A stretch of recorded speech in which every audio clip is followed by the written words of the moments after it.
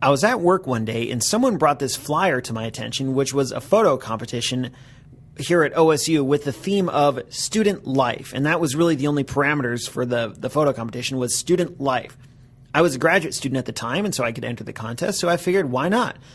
I brought my camera to work then and walked around, and I was determined to find a good photo opportunity, or at least I hoped I would.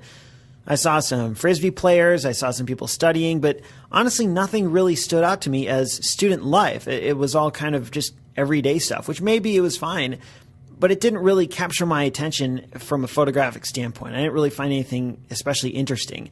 So as we were going back to my office, I came across this group of skateboarders doing tricks. And I thought, well, it's not student life. I mean, it is, but they're not like doing student-y things of studying or whatever students do. But I figured I might make a cool picture. I asked them if I could take some pictures, and they agreed. And I guess I didn't have to ask because they were in a public place, but I figured I might as well. It wouldn't hurt. I only took 5 or 6 pictures. I was a little self-conscious of taking photos of these guys doing tricks, and I wasn't super optimistic that any of them would turn out because I didn't think I knew what I was doing. And it was also, there was really bright sunlight. I had some focusing issues. I didn't really know how to compose it. Whatever. I don't want to spend too much time on what didn't work. I do want to focus on what did work because I got back to the computer and I was floored. This one worked. I got a photo that, in my view, turned out pretty good. It's not the best. It's kind of busy. There's those 2 other students walking around. I think the depth of field is too wide. It would have been nice if it were a little shallower to really draw your attention to a skateboarder. I had to do a bit of post-processing on this because it was such a sunny day and the exposure was a little blown out.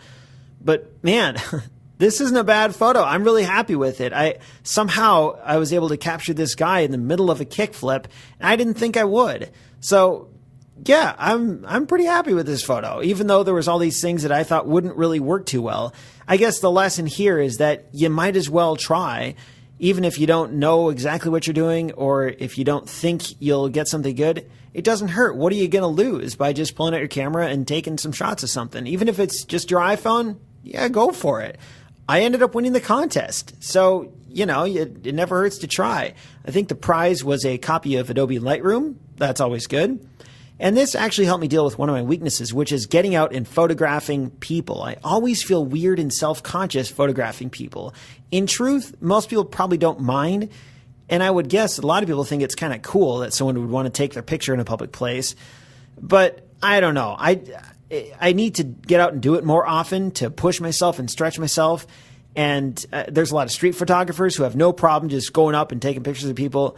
Maybe I just need to do that more and get some practice and get out beyond my comfort zone, which is always a good idea for photographers or really anyone.